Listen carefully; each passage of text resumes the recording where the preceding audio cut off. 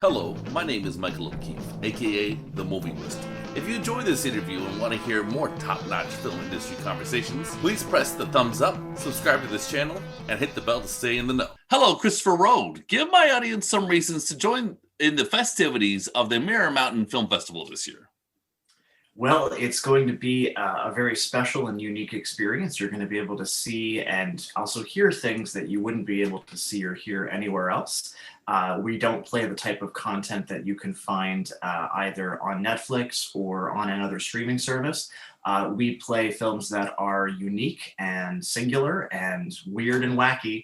And we generally program material that is so far outside of the mainstream that other networks and platforms just simply don't carry stuff like this. So it's the type of films that you won't see anywhere else. Well, that's enticing.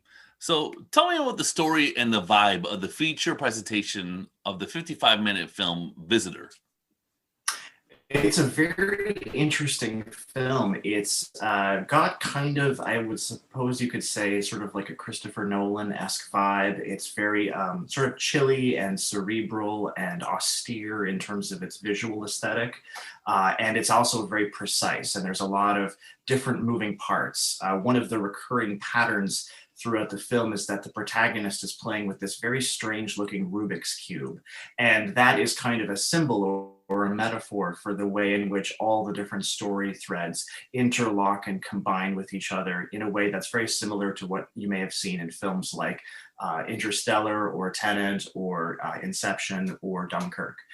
So if you're a fan of Christopher Nolan and his cinema, this will be a thriller for you for sure. But it is also a very disturbing film as well, because it plays with the idea of identity and whether or not we can actually say with confidence who we are.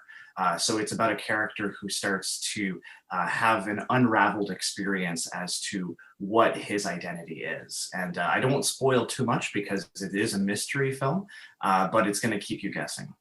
Sounds cool.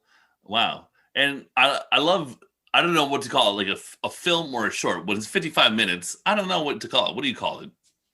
We're going to call it a feature because Yeah. it requires, enough of a focused attention, I suppose, that it wouldn't really work to program it with anything else, with a short So- or other material, sort of packaged with it.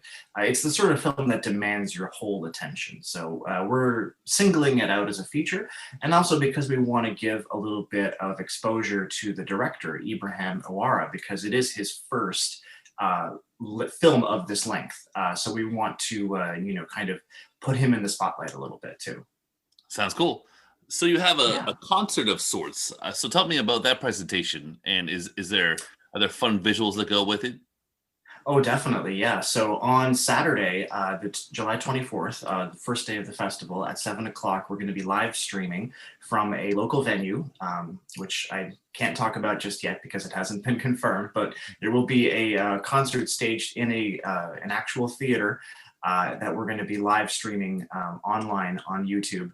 And it's going to be a collaboration between a local musician named Kimberly Sundstrom and a local filmmaker named Hingmin Lung, who also recently made a film called Curbside Pickup, which has been featured on CBC, in the Inside Out Festival in Toronto, and we're also going to be screening it as part of our Local Heroes program this year too. So a very, very talented up-and-coming filmmaker. And while Kimberly is playing music, Hingman is going to be creating live animation with other effects that are created by manipulating the images in real time. So it's not necessarily just pre-recorded visuals playing by themselves off of a laptop. It is very much a dual performance between the two of them. Wow, that's awesome. Yeah, it's cool. I like that. The improvisational element sounds exciting. Absolutely. Yeah. Yeah, it makes everything a little bit more live and a little bit more unpredictable because even we don't exactly know exactly how it's going to go down and what'll happen. Yeah. That's fun. Fun and dangerous. Yeah, that's what I like. Definitely. So you've got an interactive project that can be messed around with in 360 degrees for a more subjective experience called The Land of Milk and Honey. So tell me what people can expect from that experience. And do you hope more projects like this get made for film festivals? I hope that we get more in the future. Yeah, we had an interactive video game at our festival at our last edition back in 2019. And it was just so much fun that we really kept our eyes open for more opportunities to present interactive artwork. Because as much as we all love cinema and we all love to be able to sit in a seat and let the images and the sounds just kind of wash over us and become immersed in that kind of an experience and in the storytelling, it's an entirely different level of engagement to be able to have control over the story yourself. And with this, The Land of Milk and Honey, it is a 360-degree video experience where the user gets to decide the path that they want to experience in this piece. If they want to exclusively point the camera up into the sky, they can do that for the entire span of the piece, which is 11 minutes long. And there actually will be stuff up there in the very top of the 360-degree video space for you to see. This is one of the wonderful things about this piece is that every square inch of it has something going on in it at some point. So there's no dead or empty space in it at all. And if you are looking off to the left, there will be something happening off to the right that you're not even aware of. So every time you experience this piece, you'll see something different. And it's a very surreal and honestly quite funny experience too, because the video artist that created it, whose name is Lisa Burke, she included some jokey things in it, like, for example, parts where like a green screen that is set up in order to sort of create the illusion that she's in this wide expanse, you know, this big field. It falls down at one point. And like it falls down on purpose, like it's sort of a gag that we're sort of being invited to see behind the curtain of how the video was constructed. So it's very wry and very good humored and has a very kind of fun, ironic tone to it. That's great. There was a short that I did. I interviewed the director for, and it was called Discriminator, and it's all about face recognition technology. And then you might feel a certain way about surveillance capitalism, but at the end, they scan your face and they tell you all of your dark emotional states that you wouldn't want anyone to know. So and I just noticed in Tribeca they had a lot of these shorts, and it's really cool, and it's sort of a new aesthetic, sort of a blend between computer technology and cinema that I think film festivals should definitely embrace.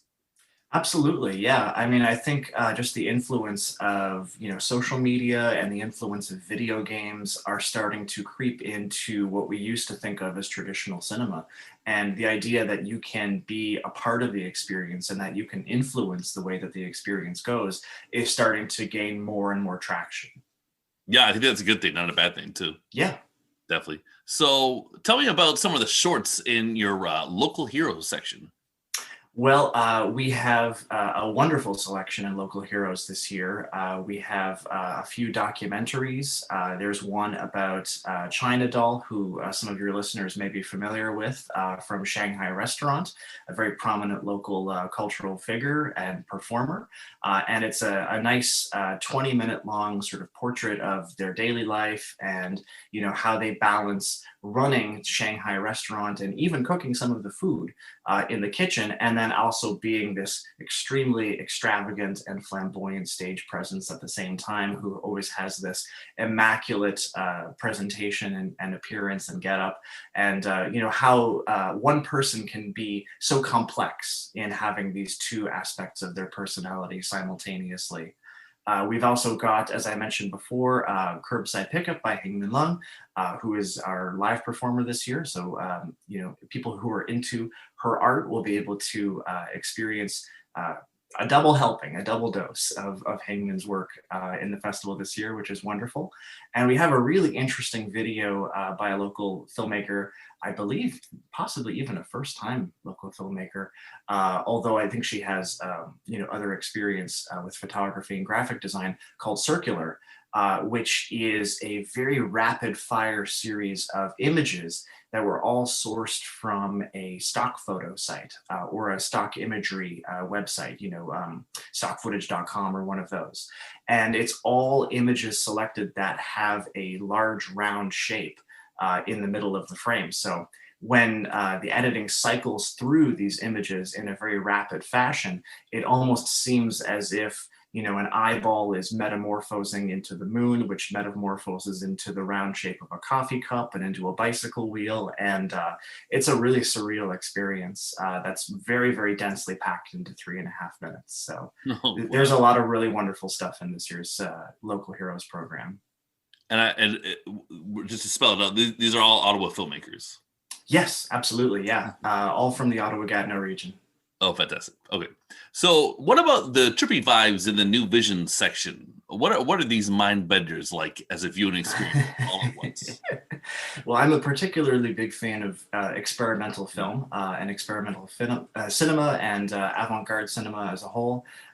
It's a subject near and dear to my heart. I used to teach a class at Carleton on experimental film about 10 years ago now. And I also dabble a little bit in making experimental films of my own. So New Visions is one of my favorite programs in the festival every year. And we've got some really, really cool stuff in it this year. There's a piece called Inside from a French director named Yann Chapotel that I'm very, very fond of, where he filmed during the lockdown the view of the apartment building opposite his, outside of his apartment window. And very much like in Hitchcock's Rear Window, the movements of the people inside and on their balconies, and through their windows and so forth, are sort of voyeuristically captured. But then what he does is he takes each one of those individual windows or apartments and creates this massive, massive collage where it seems as if the apartment building facade goes on literally forever.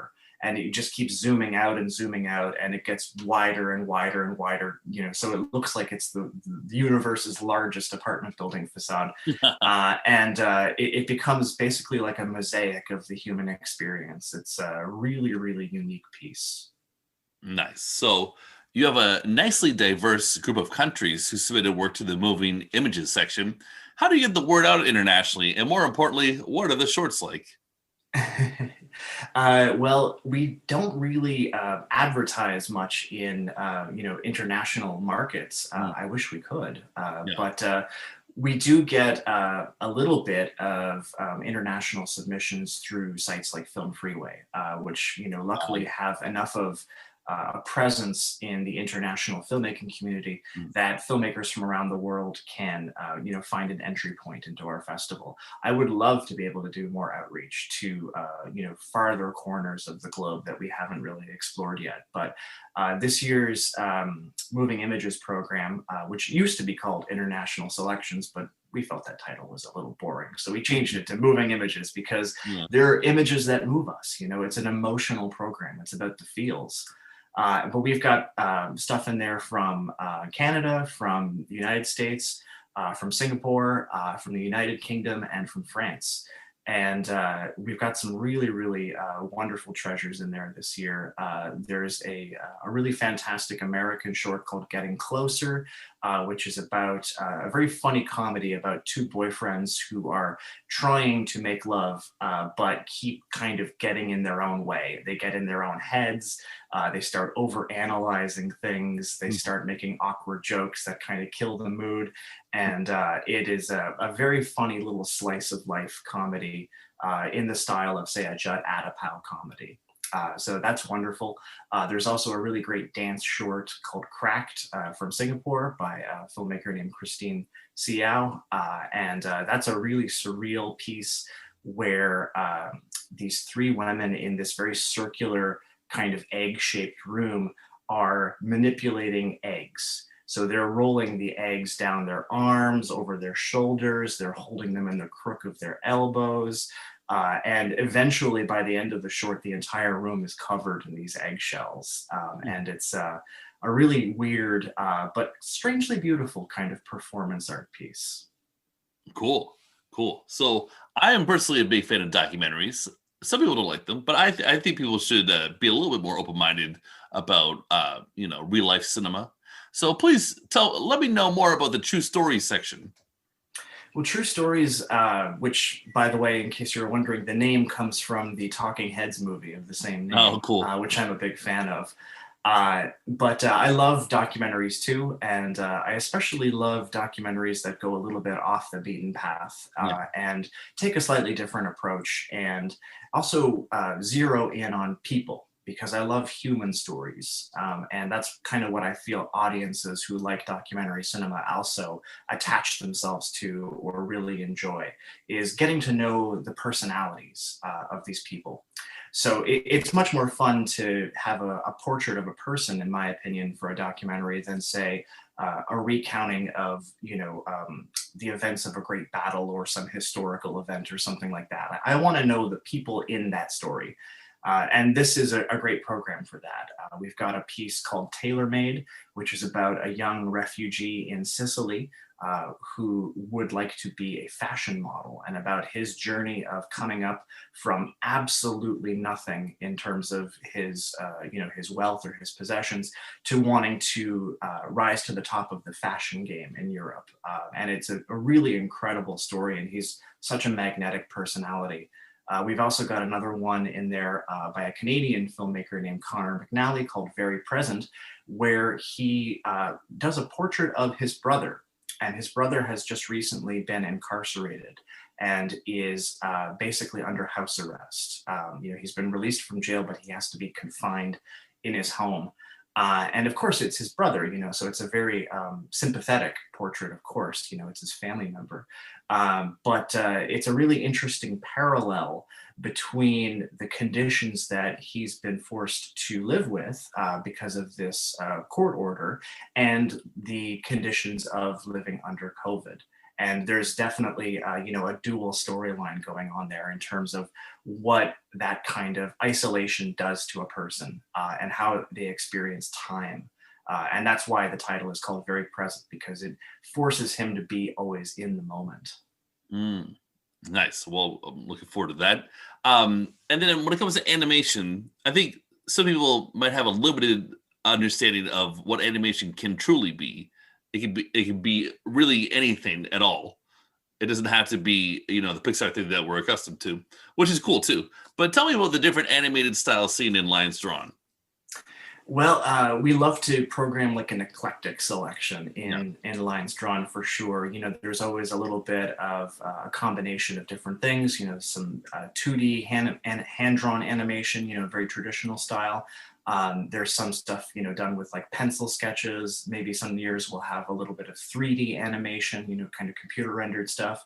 Probably the weirdest thing that we have in terms of animation style or technique this year in Lines Drawn is a piece called How I Learned to Stop Worrying by an American artist named Aaron Holmes. And what he did was he made scans, using a scanner, of many, many different airline safety pamphlets. So the things that you find in your front seat compartment in front of you when you ride on an airplane, that show the little diagrams and pictures of how you should, put your head between your legs, or, what it'll look like when the oxygen mask comes down. And he scanned many, many, many of these together and created kind of a rapid fire sequence of images and editing so that it appears as if they come to life. And there's not actually any animation in terms of a sequential series of drawings, but by juxtaposing so many similar images, they do seem to sort of come alive. And it's a really interesting piece about how, as the title implies, you can achieve a kind of feeling of calm or zen in the midst of an emergency. That's hilarious. Now, the section I'm most excited for is Strange Hours. How freaky does that section get? Well, I don't want to spoil too much, because the surprise is half of the fun, but we have some really cool stuff in Strange Hours. I almost said cool and fun at the same time. That's how excited I am about the films in Strange Hours this year. There's a lot of really fun pieces in there. There's a really wacky animation called Thank You by an artist from Costa Rica, where people and animals can all sort of talk with each other, but like they all kind of have this weird voice like this. And even like a dog is like, "Hey doctor, how are you today?" And it's the sort of thing that you would see like at 3 a.m. on Adult Swim, right? Like really weird animation. Nice. So that's really funny. It's hysterical. But there's a really fun piece that I think you would like, called Entheogen, which is in Strange Hours. It's by a Mexican director. And it is basically like a one-man holy mountain. It is like an homage to Jodorowsky. And it is a crazy, surreal trip into the desert, but also into the center of the mind. I do. I'm a big fan of Mr. Alejandro Jodorowsky. That's for sure. So am I. That's enticing. Yes. That's enticing. Oh yes. Christopher, thanks for your time. Before I let you go, please tell us how and when we can see the films of the Mirror Mountain Film Festival. Well, we're going to be doing the festival virtually this year, which is both a bad thing and a good thing. It's a bad thing because we can't all get together in the same room and have popcorn and enjoy some drinks and you socialize in that way. But it's a good thing because it is a program now that is available to everyone around the world. So for the first time, you don't have to be in Ottawa to see Mirror Mountain Film Festival. You can be anywhere in the globe and you can log on to mirrormountain.vhx.tv, or just go to our website, mirrormountainfilmfest.com, and a link will be there. And you can either subscribe or rent an individual program to access either all of the content this year or just the content you really want to see. And there are flexible scales for payment options. So it's going to be something that everyone can take part in. So check out our website, mirrormountainfilmfest.com, or go straight to our online streaming platform at mirrormountain.vhx.tv. Okay, well, thank you very much for telling us all about the festival. Well, thank you very much for having me. My pleasure.